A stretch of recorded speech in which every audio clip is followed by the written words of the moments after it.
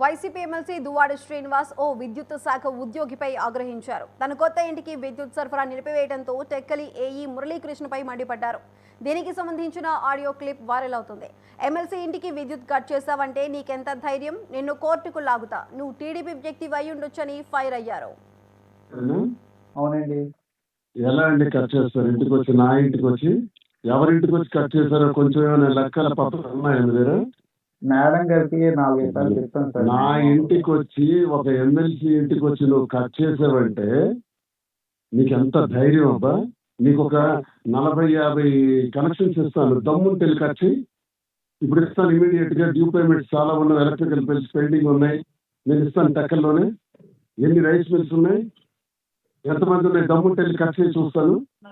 ఎవరితో పెట్టుకుంటున్నారు? కట్టిన బిల్లు ఎలా కట్ చేస్తావు నాకు చెప్పు. నీ మీద కన్స్యూమర్ కోర్టుకి వేసి లాగి నీ జీవితం మొత్తం చీడ్చి పెడతాను. ఎవరితో పెట్టుకున్నావు చూపెడతాను. కట్టిన బిల్లు డి మాధురి పేరున బిల్లు కట్టుంది. నువ్వు ఏ రైట్స్ తో కట్ చేసావు నాకు చెప్పు ఇప్పుడు ఎక్స్ప్లెనేషన్. మాధురి నేను అడగలేదు సార్, ఓన్లీ అక్వరం ఉంది కదా,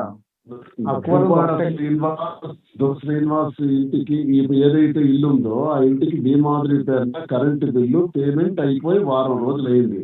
ఏ ధైర్యంలో కట్ చేసావు?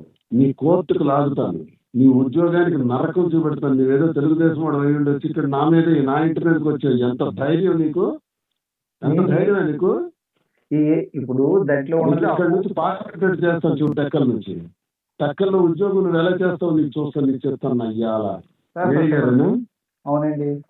ఎలా అండి కట్ చేస్తారు? ఇంటికి వచ్చి నా ఇంటికి వచ్చి ఎవరింటికి వచ్చి కట్ చేశారో కొంచెం ఏమైనా లెక్కల పత్రాలు ఉన్నాయా మీ దగ్గర?